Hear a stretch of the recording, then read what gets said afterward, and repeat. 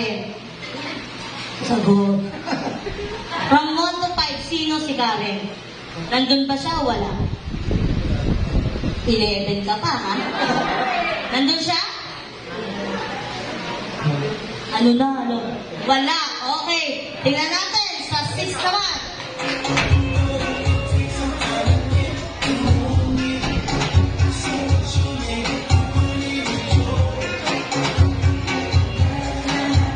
From number 6. May asawa ka na, bawal na. Tagal.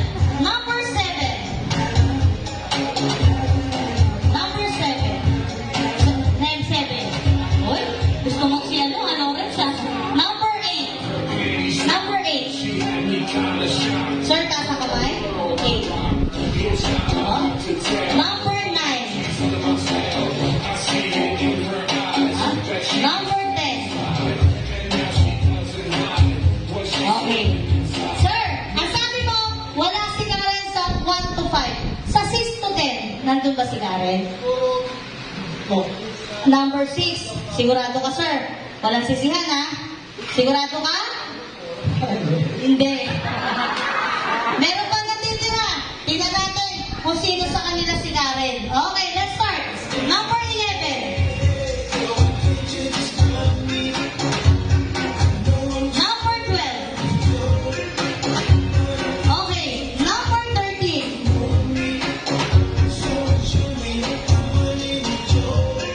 And number 14.